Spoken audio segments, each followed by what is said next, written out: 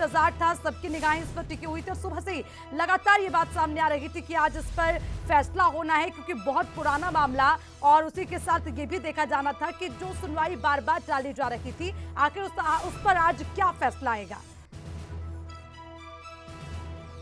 चलिए इसी खबर पर ज्यादा जानकारी के लिए सीधा रुक करेंगे, हमारे साथ एसोसिएट एडिटर राज ठाकुर जुड़े हुए हैं। राज ठाकुर से पूरा अपडेट लेंगे। राज, जानना चाहेंगे, आज अदालत ने फैसला सुना दिया, अब्दुल करीम टुंडा को बरी कर दिया गया। इस पर सबकी निगाहें थी, बहुत पुराना मामला। बिल्कुल, देखिए 1997 के 2 बम धमाकों में जो आतंकी अब्दुल करीम टुंडा था उसे बरी किया गया है। एक बड़ी खबर निकलकर सामने आई है कि 26 साल से तकरीबन एक शख्स जेल में था और अंततः जब फैसला सुनाया जाता है तो उसे बरी कर दिया जाता है। एडिशनल सेशन जज राजकुमार यादव की अदालत में फैसला सुनाया गया। हालांकि इसमें खास बात ये कि जो पूरा मामला है वो वीडियो कॉन्फ्रेंसिंग से ये फैसला सुनाया गया है। बहुत इम्पोर्टेंट आप इसे कह सकते हैं। और बरी क्यों किया गया है ये बहुत इम्पोर्टेंट यहाँ पर है। उसके पीछे जो कारण निकलकर सामने आ रहा है वो सबूतों के अभाव बताए जा रहे हैं। यानी जो यहाँ पर लोग पहुंचे थे जिन्होंने उसे पहचानना था, उसे पहचानने से उन्होंने इनकार किया कि वो बहुत ज्यादा श्योर नहीं है कि ये वही शख्स था या नहीं था।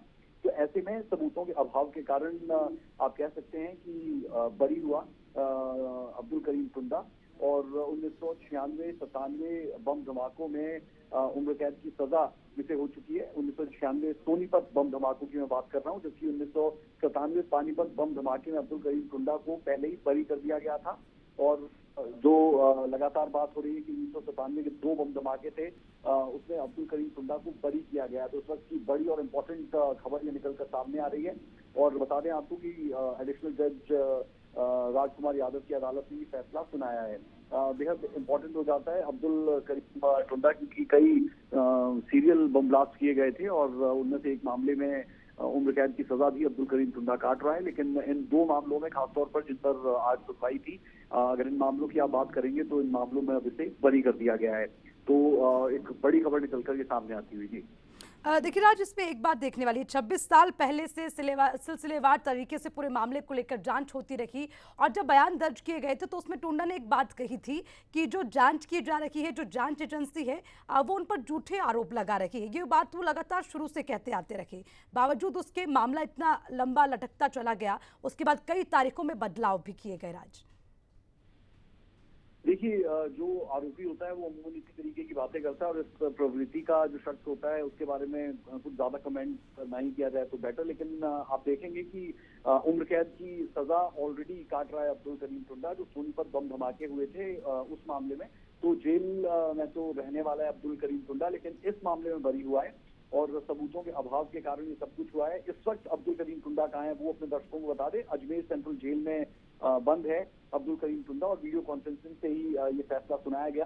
फिजिकली लाने की जरूरत नहीं थी, वीडियो कॉन्फ्रेंसिंग के जरिए ये सब कुछ हुआ है। लेकिन जिस तरीके का पूरा प्रकरण रहा था 1996 और 1997 के दौरान, तो उन मामलों में से एक मामले में उम्र कैद होती है, लेकिन 2 मामलों में यानी पानीपत का जो मामला था उस मामले में उसे बरी कर दिया गया। और अब जो 2 मामले थे, इन दोनों मामलों में भी इसे बरी किया गया। तो कहीं ना कहीं आप कह सकते हैं कि कैसे कोर्ट की प्रोसीडिंग्स आगे बढ़ती है और जब सबूत कम रहते हैं, जो लोग शिनाख्त करने के लिए आते हैं वो इनकार कर देते हैं कि हम श्योर नहीं है।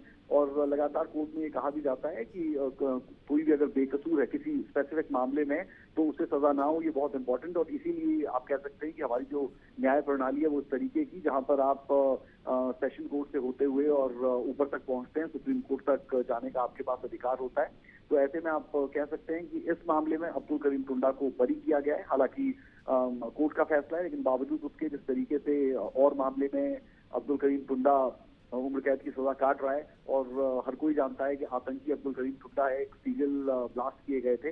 लेकिन कोर्ट का फैसला है और सभी को मान्य इन 2 मामलों में कम से कम बरी हुआ अब्दुल करीम टुंडा जी। बिल्कुल राज, देखिए अदालत का फैसला है, बिल्कुल मान्य होना चाहिए और सभी मानते भी है। लेकिन उसी के साथ अगर थोड़ा सा पीछे हम जाएं और पूरे इस मामले को लेकर बात की जाए तो एक नहीं 2 ऐसे मामले रखे हैं जिस पर आरोप लगाए गए, उनके संलिप्त होने की बात भी कही गई है। और इस तरह से आरोप लगाना कोई छोटी बात नहीं है, क्योंकि राज आप खुद जानते हैं कि ये बहुत बड़ा ये मामला था जिसमें टुंडा का नाम सामने आता रहा। बावजूद उसके इन्वेस्टिगेशन में कई तरह के बदलाव देखे गए। हालांकि अब इस पर बातचीत करना बेकार होगा क्योंकि फैसला सुना दिया दिया गया, लेकिन इस तरह के मामले अक्सर आते रहे हैं।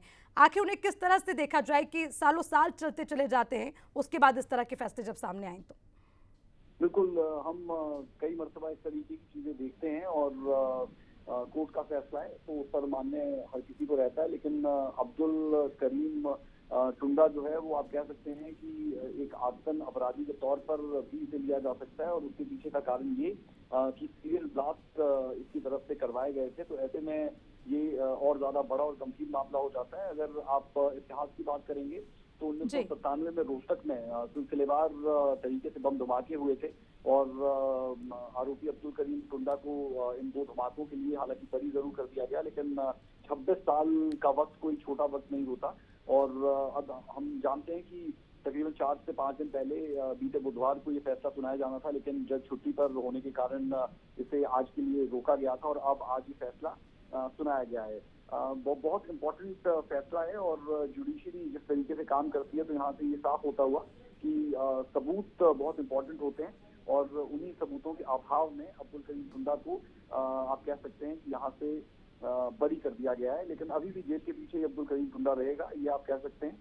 और राजस्थान की जेल में ये बंद है, वहीं से वीडियो कॉन्फ्रेंसिंग के माध्यम से ये तमाम चीजें हुई है। 26 साल का वक्त, देखिए अर्चना, कोई कम वक्त नहीं होता। लगातार प्रोसीडिंग्स होती रही है, लगातार हम कोर्ट की प्रोसीडिंग्स को देखते रहे हैं, लगातार दर्शकों को हम ये जानकारियां देते रहे हैं। लेकिन सबसे अहम सवाल ये कि जब रोहतक में 2 बम ब्लास्ट होते हैं 1997 में, तो उस दौरान जिस तरीके से लोगों की जान जाती है, जिस तरीके से जान माल का नुकसान होता है, वो परिजन जो सोच रहे थे कि शायद उनके अपने परिजनों को किसी तरीके से कोई आप कहेंगे कि उनकी आत्मा को शांति मिलेगी, तो अब्दुल करीम टुंडा को बरी करने के बाद वो एक यक्ष प्रश्न एक मरतबा फिर से वहीं का वहीं रहेगा। और हम लगातार देखते हैं कि इस तरीके के एजेंडे जो है वो पड़ोसी मुल्क पाकिस्तान की तरफ से किए जाते हैं, और ऐसे चीजें हम देखते रहे हैं कि मुंबई से लेकर हैदराबाद से लेकर हरियाणा से लेकर दिल्ली से लेकर अलग अलग जगहों पर हुए हैं। तो ऐसे में जरूरत ये रहती है कि आप एक एग्जाम्पल सेट कर पाएं, और इस मामले में जिस तरीके की चीजें हुई, तकरीबन 4 मामलों का हम जिक्र कर रहे हैं, उनमें से 3 मामलों में बरी अब्दुल करीम टुंडा, लेकिन एक मामले में ही जो है वो सजा हुई और उम्र कैद की सजा हुई। और रोहतक में जिस तरीके से बम ब्लास्ट हुआ था, कहीं ना कहीं जो परिजन होंगे उनके लिए ये एक दुख भरी घड़ी आप कह सकते हैं, कि जो उम्मीद कर रहे थे कि जो इस मामले में अगर दोषी करार दिया जाता है तो सख्त से सख्त सजा हो। देखते हैं कि आगे किस तरीके के विकल्प अपनाए जाते हैं, क्या ये मामला ऊपरी अदालत में जाएगा, इन तमाम पहलुओं पर भी आने वाले वक्त में जरूर नजर रहेगी। जी बिल्कुल ठीक है राज, शुक्रिया आपका तमाम जानकारी के लिए।